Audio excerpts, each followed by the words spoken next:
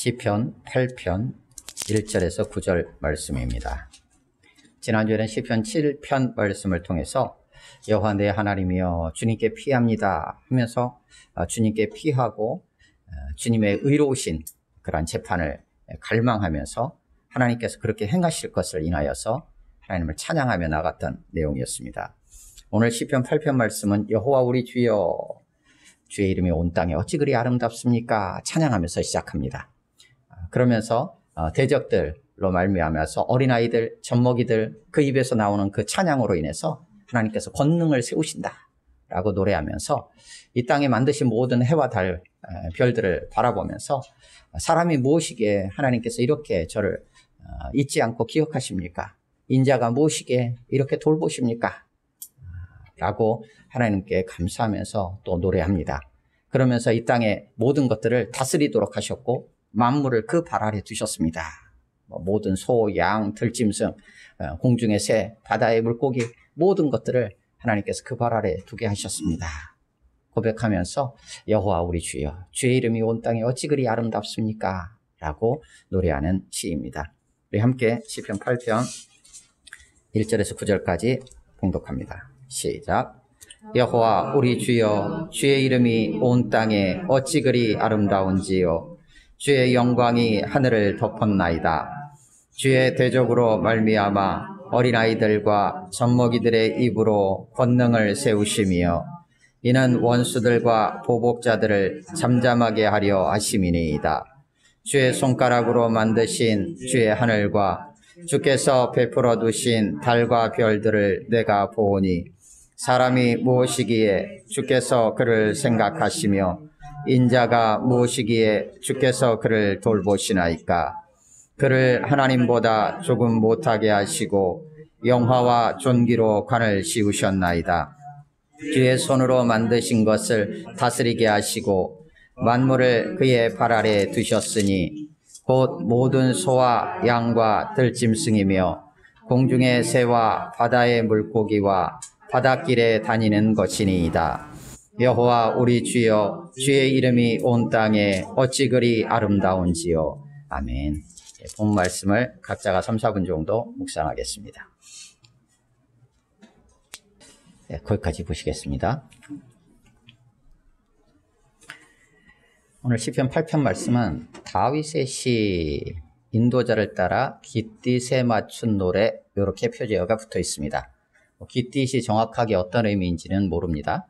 다만 기쁨의 노래가 아니겠느냐 먼저 이런 정도로 해서 추정을 합니다. 그래서 인도자가 있었고 또 깃딧이라는 악기인지 또 혹은 어떤 리듬인지 깃딧에 맞춰서 다윗이 부른 어떤 시, 노래 이렇게 표제어가 붙어 있어요. 그러면서 시편 1편은 이렇게 시작합니다. 여호와 우리 주여 주의 이름이 온 땅에 어찌 그리 아름답습니까?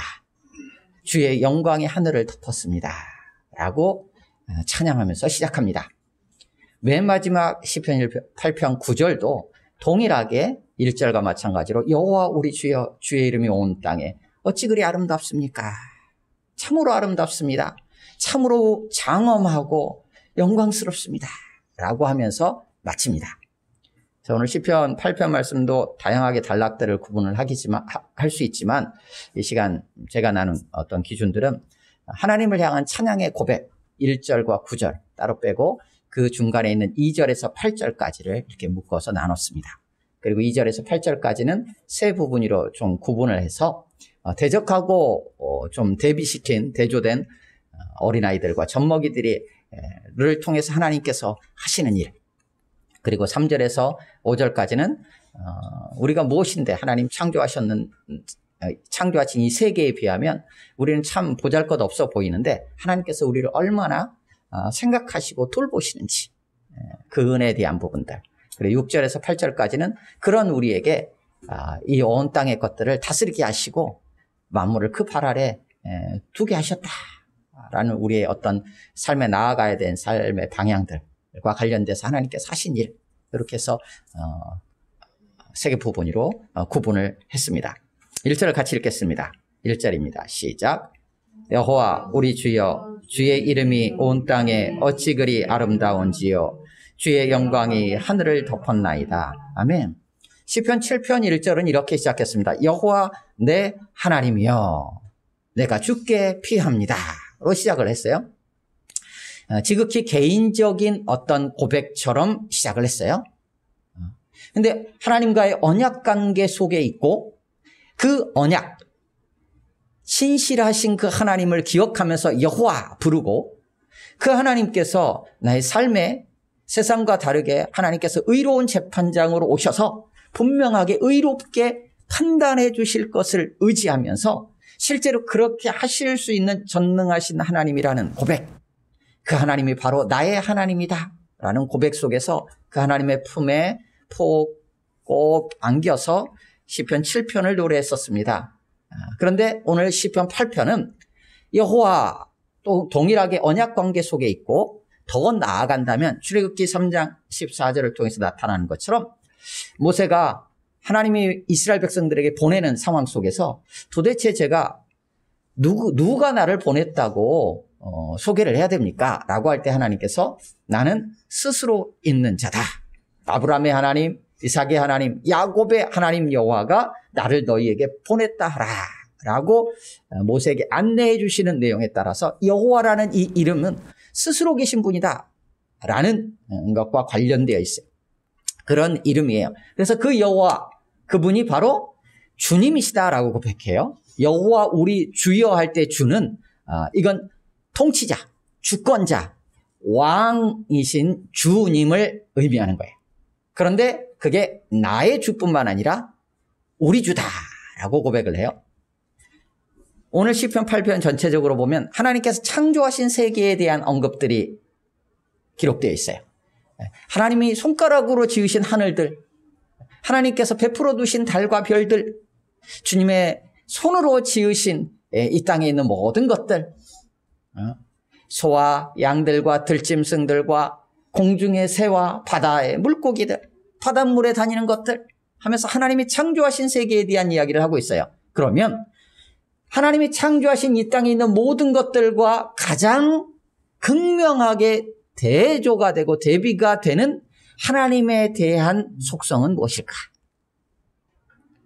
그것은 세상의 모든 것들은 만들어졌다는 것이고 하나님은 스스로 계시다라는 거예요. 그래서 여호와, 그 이름이 오늘 본문에서 의미가 있어요. 스스로 계신 하나님 있죠. 스스로 계신데 그 하나님께서 지금 이스라엘 백성과 뿐만 아니라 다윗과 더 나아가서 우리와 언약을 체결하신 바로 그분 여호와. 그래서 나의 하나님, 나의 주, 나의 왕이실 뿐만 아니라 창조의 기초에서 우리가 생각을 한다면 이 땅에 하나님께서 만들지 않으신 것이 없어요. 그러면 이 땅의 모든 것의 주인은 누구신가? 당연히 하나님이시죠. 그래서 우리 주라고 고백하면서 시작하는 것처럼 보입니다. 당연히 물론 모든 사람이 그것을 인정하느냐, 받아들이냐, 받아들이지 않느냐는 별개의 문제예요. 그거하고는 상관없이 이 땅의 모든 것이 하나님께서 만들었다면 그 모든 것의 주인, 그 모든 것의 진짜 왕, 그 모든 것의 주권은 누구에게 있느냐? 바로 우리 주님 여호와 하나님께 있다라는 거예요. 그래서 여호와 우리 주여라고 시작하고 있는 것처럼 보입니다. 그러면서 두 가지를 언급합니다. 주의 이름, 당신의 이름, 주의 영광, 당신의 영광이 그 온 땅 가운데 가득합니다. 온 땅과 온 하늘에 주의 이름과 주의 영광이 가득합니다. 그런데 그 주의 이름과 주의 영광이 참으로 장엄하고 위엄 있고 영광스럽고 아름답습니다 라고 1절에서 노래하고 있는 거예요. 이것을 로마서 1장을 따른다면 이런 거예요. 만물 안에 하나님의 영광이 다 담겨 있는 거예요. 왜냐하면 만물이 어떻게 창조되었느냐? 창세기 1장을 통해서 나타나는 것에 의하면 말씀을 통해서 창조가 되었어요. 그러니까 이 말씀은 곧 하나님이세요. 요한복음 1장에 의하면 태초에 말씀이 계시니라, 이 말씀이 하나님과 함께 계셨으니 이 말씀은 곧 하나님이시다 라고 하고 있거든요.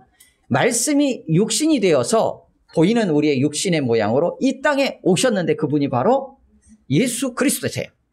그러니까 창세기 1장에 나타나는 모든 창조의 역사는 성부, 성자, 성령 하나님이 함께 하신 일이에요. 그런데 그 과정에서 하나님이 말씀하셨어요. 빛이 있으라. 말씀하시니까 어떻게 됐어요? 그대로 되니라. 빛이 있었어요. 그러니까 당연히 말씀을 통해서 나타난 것이니까 그 안에 뭐가 있는 거예요? 하나님의 영광이 같이 담겨 있는 거예요. 뭐 이거를 어떻게 논리적으로 다 설명을 한다라는 건 설명을 제가 할 수도 없고요. 한계가 있지만 그 정도 선에서 일단 말씀을 나눕니다. 그래서 온 땅에 있는 모든 만물들에는 하나님의 영광이 담겨 있어요. 그 만물을 통해서 하나님을 보이지 아니하시는 하나님을 우리가 볼 수 있는 거예요. 하나의 매개가 되는 거죠. 그래서 공중의 새를 바라보면서 하나님이 계시구나 라는 것을 아는 것이 정상적인 피조물의 자연스러운 반응이에요. 근데 이게 죄로 인해서 깨진 거죠. 그래서 공중의 새를 바라보면서 하나님이 놀랍게 창조하셨구나, 하나님이 계시구나가 아니라 저 새는 어디서부터 왔을까? 라고 하나님은 존재하지 않는다고 아예 가정을 해놓고 자기들끼리 생각을 하는 거죠. 그 모든 과정은 있을 수 있어요. 하지만 결국 그 모든 것들을 시작은 하나님께 있다라는 것을, 똑같은 것을 보고도 어떤 이는 믿고 어떤 이는 믿지 않아요. 똑같은 것을 보고 있지만 어떤 이는 저 속에 이 스피커 안에 어떻게 저 안에 회로들이 있고 어떤 원리로 해서 소리가 지금 크게 증폭이 돼서 우리 가운데 들려지는지를 보는 사람이 있고, 대부분의 사람들은 보지 못하죠. 그래서 이 땅에서는 그것을 전문가라고 표현하고 그냥 우리 일반인들이라고 하는 거죠. 무언가를 들었을 때 그것이 좋은데? 라고 말하는 평범한 사람들이 있고, 어떤 내용을 들으면서 이러한 부분이 좋네 라고 구체적으로 말하는 전문가들이 있죠. 우리는 과연 이 땅에 있는 피조된 모든 세계를 바라보면서 그 속에서 하나님의 영광을 보고 그 속에서 하나님이 만드신 창조 세계를 바라볼 수 있는, 하나님이 계시다는 것을 보는 눈이 있는가? 혹은 그것을 인정하고 받아들이고 믿는가? 그렇다면 2절에 등장하는 어린아이, 젖먹이들이라고 할 수 있죠. 그런데 그것을 받아들이지 않고 믿지 않는 자들을 2절에서는 뭐라 표현하냐면 당신의 대적들이라고 표현하고 있어요. 그들은 곧 어떤 자들이냐? 원수들이요, 결국은 보복자들, 이렇게 표현하고 있어요. 그들은 하나님이 아니 계시기 때문에, 이 땅에 있는 세계를 바라보면서도 하나님을 믿지 않기 때문에 그들은 하나님을 대적하고 있는 자들이에요. 그들이 결국 누구에게? 어린아이와 젖먹이들의 원수가 되고, 어린아이와 젖먹이들을 대적하고 그들을 향하여서 뭔가 해코지하려고 하는 보복자들로 나타나게 돼요. 그런데 이 어린아이와 젖먹이들은 어떻게 하느냐? 물론 실제 나이가 어리다, 뭐 그럴 수도 있어요. 그런 것도 있겠지만 2절을 통해서 나타나는 것은 대적들, 원수들, 보복자들이라는 표현과 맞닥뜨리는 상대로서 어린아이가 등장을 해요. 어린아이가 자신을 대적하는 자들이라는 이런 원수들이라는 이런 표현들은 그냥 같은 또래들 아이들끼리의 의미, 개념으로 이해할 수 있는 부분이 아니거든요. 상대가 안 되잖아요, 어떻게 보면. 젖먹이가 누가 뭐 대적자가 있겠어요. 다 뭐 어른들이죠. 상대할 수 없어요. 그렇다면 2절에 등장한 어린아이들, 젖먹이들은 누구를 의미할까요? 1절과 같이 노래할 수 있는 자예요. 1절과 같이 노래할 수 있다는 얘기는 나는 피조물이고 당신은 창조주십니다라고 하나님을 인정하고 그 하나님은 스스로 계신 분이라는 것을 분명하게 믿으며, 나는 피조되었기에 하나님이 창조하셨기에 하나님이 주권자입니다. 주님이십니다. 왕이십니다. 이것을 받아들이고 겸손히 그 앞에 엎드리고 하나님을 경외하는 자가 어린아이와 젖먹이라고 이해할 수 있죠. 그래서 예수님은 복음서에서도 계속 그렇게 말씀해요. 이것을 지혜롭고 슬기로운 자들에게 감추시고 어린아이들에게 나타내심을 감사합니다. 이렇게도 표현하시죠. 오늘 말씀 두 군데만 찾겠습니다. 신약성경 마태복음입니다. 마태복음 21장.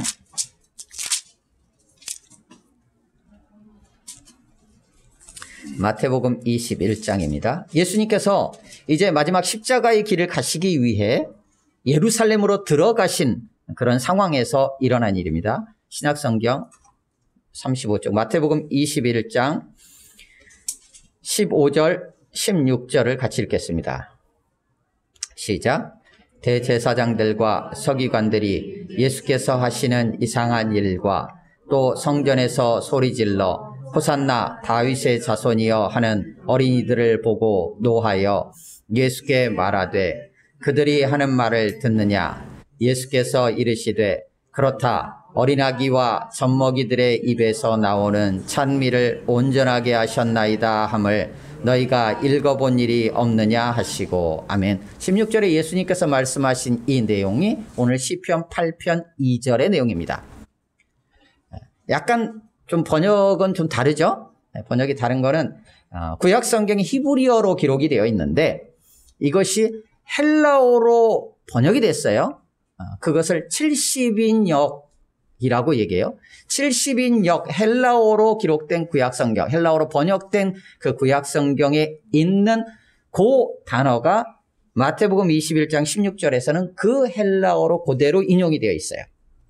그런데 그것의 번역이 이제 여기처럼 어린아기와 젖먹이들의 입에서 나오는 찬미를 온전하게 하셨다라고 번역이 돼요. 근데 대부분 또 다른 번역들에서는 찬양을 예비하셨다, 준비하셨다, 요렇게도 번역이 돼요. 그래서 이 내용이 바로 시편 8편 2절 오늘 본문에 있는 내용이에요. 또 한 구절을 보겠습니다. 신약성경 히브리서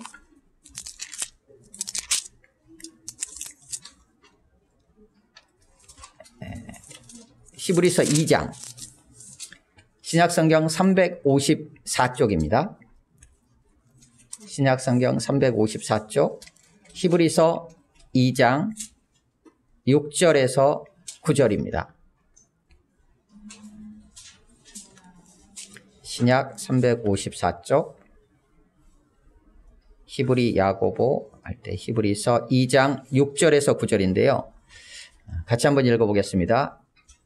6절 시작. 그러나 누구인가가 어디에서 증언하여 이르되 사람이 무엇이기에 주께서 그를 생각하시며 인자가 무엇이기에 주께서 그를 돌보시나이까. 그를 잠시 동안 천사보다 못하게 하시며 영광과 존귀로 관을 씌우시며 만물을 그 발 아래에 복종하게 하셨느니라 하였으니 만물로 그에게 복종하게 하셨은즉 복종하지 않은 것이 하나도 없어야 하겠으나 지금 우리가 만물이 아직 그에게 복종하고 있는 것을 보지 못하고 오직 우리가 천사들보다 잠시 동안 못하게 하심을 입은 자 곧 죽음의 고난 받으심으로 말미암아 영광과 존귀로 관을 쓰신 예수를 보니 이를 행하심은 하나님의 은혜로 말미암아 모든 사람을 위하여 죽음을 맛보려 하심이라. 아멘.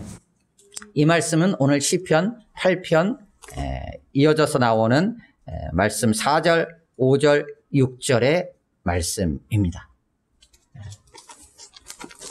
이 두 말씀의 기초에서 보면 오늘 시편 8편 말씀을 이 기초에서 메시아 예언시다라고 분류하기도 합니다.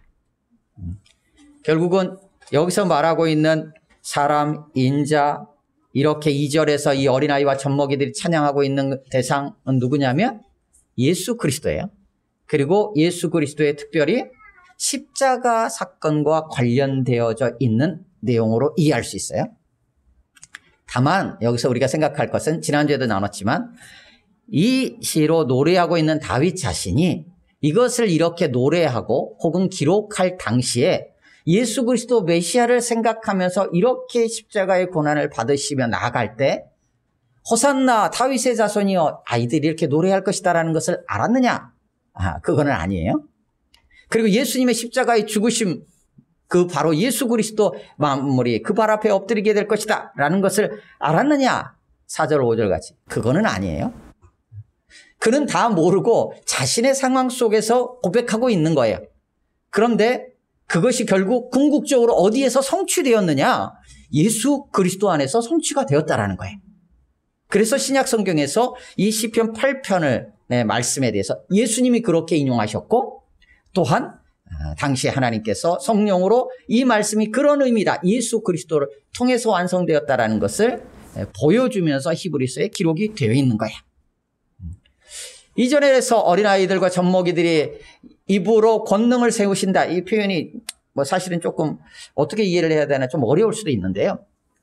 마태복음과 연결해서 하면 이렇게 되는 거예요. 어린아이와 젖먹이들이 그 입에서 나오는 게 뭐냐면 찬양이에요. 그 찬양의 핵심적인 내용은 뭐냐면 1절이라고 이해할 수 있어요. 여호와 우리 주의 이름이 온 땅에 아름답다라는 거예요. 주의 영광이 하늘을 위를 덮었고 그 땅은 정말로 장엄하고 위험차다라고 노래하고 있는 거예요. 그러므로 인하여서 어떤 일이 일어나느냐, 권능, 능력, 힘이 바로 드러나게 된다는 거예요. 그래서 그 권능이라는 걸 아이들의 자신이 권능이 있는 게 아니라 그 아이들의 입을 통해서 하나님의 권능이든 하나님의 능력이든 하나님께서 드러내시려고 하는 권능이든 그것이 나타나게 된다는 거예요. 근데 마태복음 21장을 통해서 이해한다면 궁극적인 것은 뭐냐면 예수 그리스도가 십자가에 달려 죽으시기 위해 예루살렘에 들어가시면서 그것이 최종적으로 나타나게 돼요. 그것은 무엇이었냐면 호산나 다윗의 자손이에요. 호산나 우리를 구원하여 주십시오. 주님 우리를 구원해 주십시오라는 거예요. 그러면 이렇게 이해할 수 있어요. 시편 8편은 전체적으로 예수님이 이 땅에 나시기 전이에요. 그럼 예수님이 십자가에 달려 죽으시기 전이에요. 죄에 대한 문제가 완전히 해결되기 전이에요. 믿음으로 바라보고 있었어요. 그리고 제사를 통해서 제물을 바침으로 그것을 하나님께서 완성하실 것에 대한 믿음들이 있었지만 주님이 오셔서 그것을 성취하시기 직전 전이에요. 그러니까 이때까지 하나님에 대해서 고백하고 하나님을 온 땅에 있는 모든 사람이 다 찬양할 수 있는 가장 중요한 근거가 무엇일까?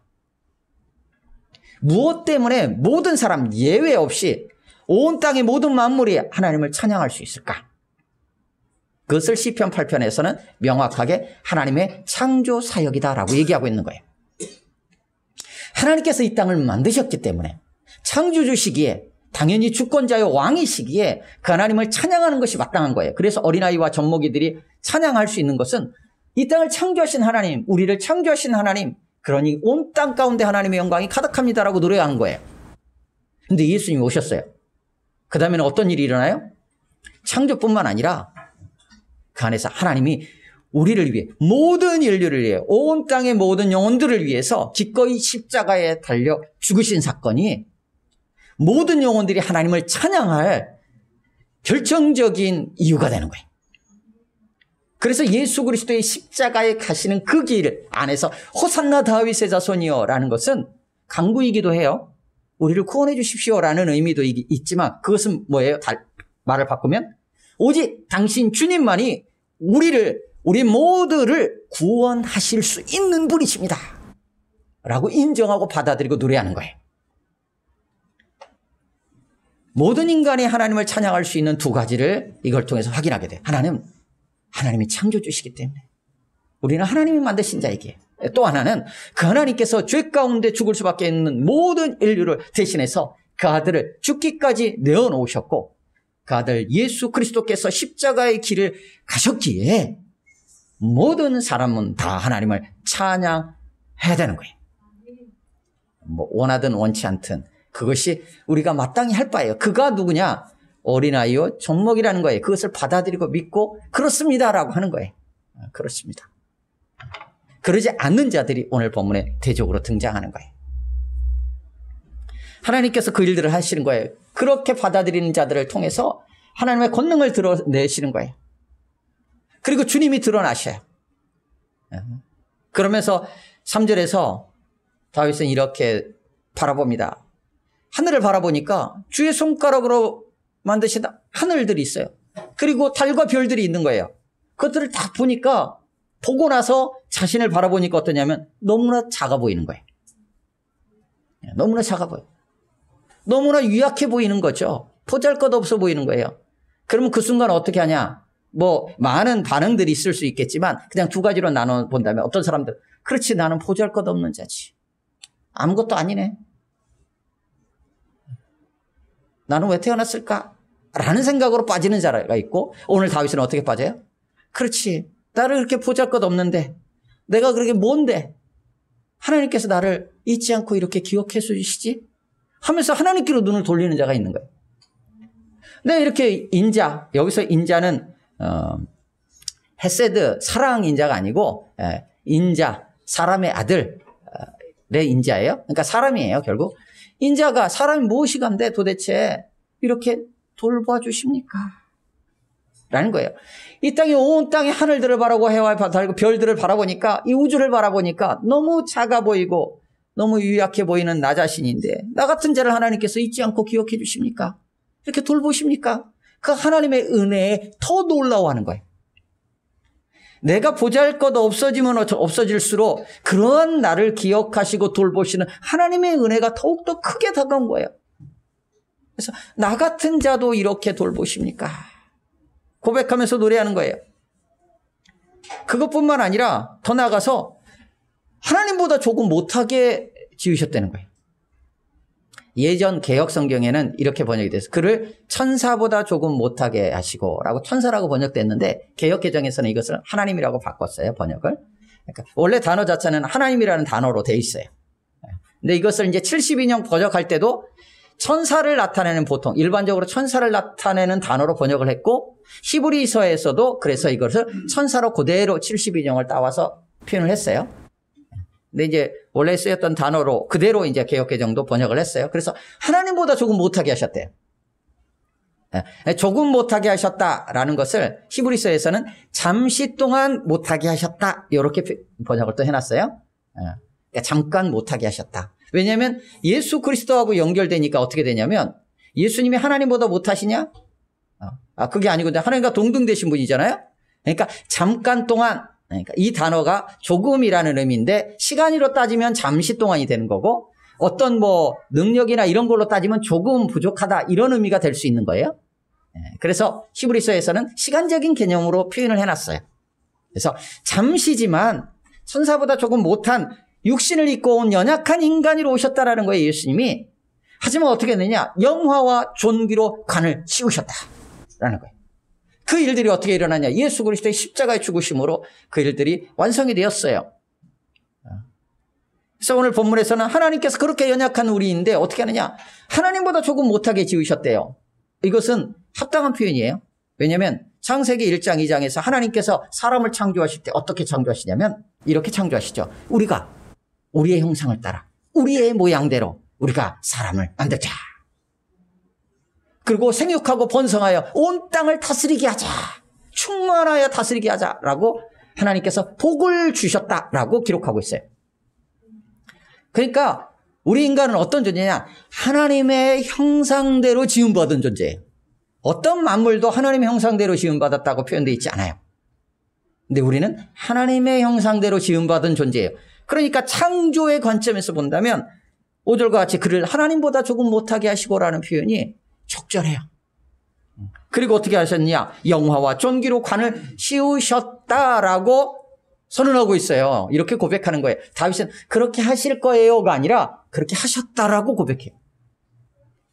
나 같은 자를 하나님께서 기억하시고 돌보시면서 하나님보다 조금 못한 하나님의 형상대로 창조하셨어요. 그런데 그 창조된 나의 모습은 하나님께서 영화와 존귀로 관을 씌우신 자예요.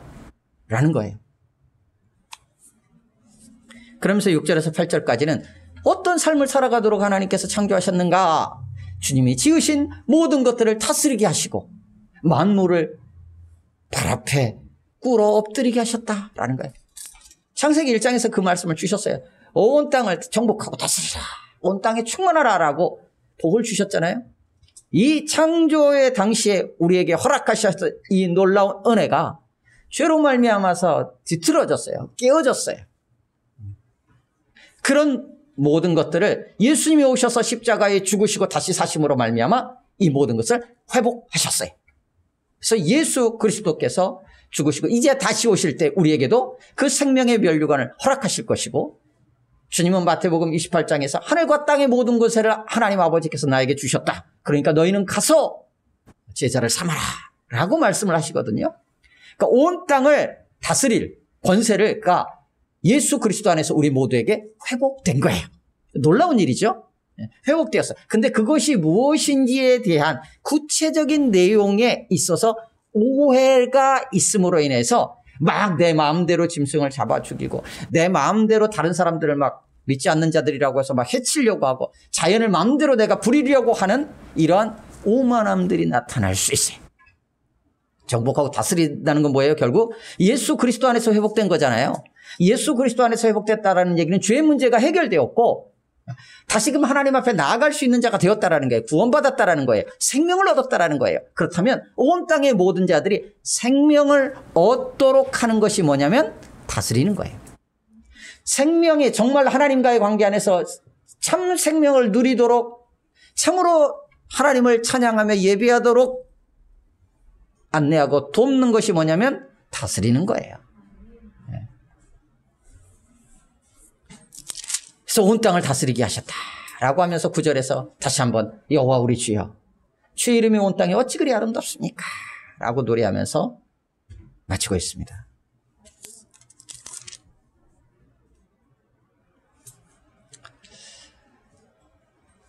온 땅에 가득한 주의 이름 또 주의 영광 그 이름과 영광의 놀라움 그 위엄과 아름다움을 노래할 수 있는 사람이 누구인가?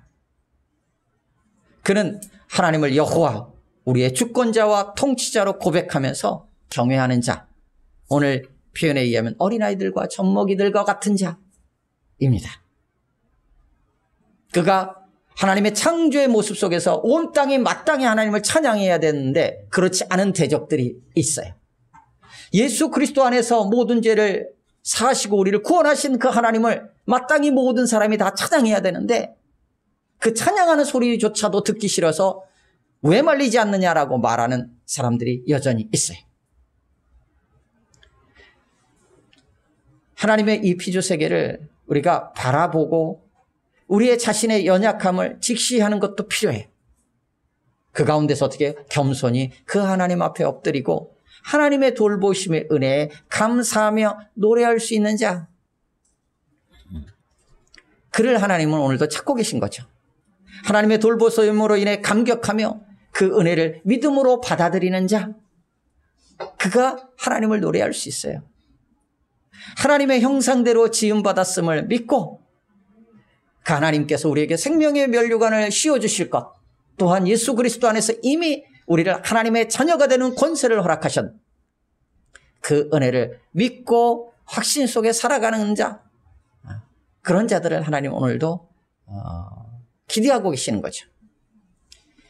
이 땅을 향한 하나님의 뜻을 따라서 생명을 회복시키고 생명의 통로로 생명을 전하는 자로 우리를 부르셨다라는 것을 믿고 따라가는 자 그들이 오늘도 이렇게 노래할 수 있겠죠.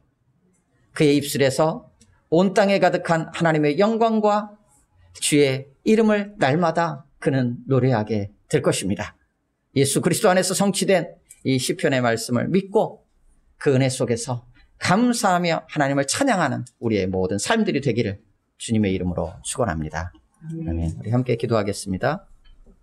하나님 우리를 지으시고 우리에게 생명 허락하심에 감사합니다. 무엇보다도 예수 그리스도 안에서 거듭나게 하시고 영원한 참 하나님의 자녀로 새 생명을 허락하시니 감사합니다.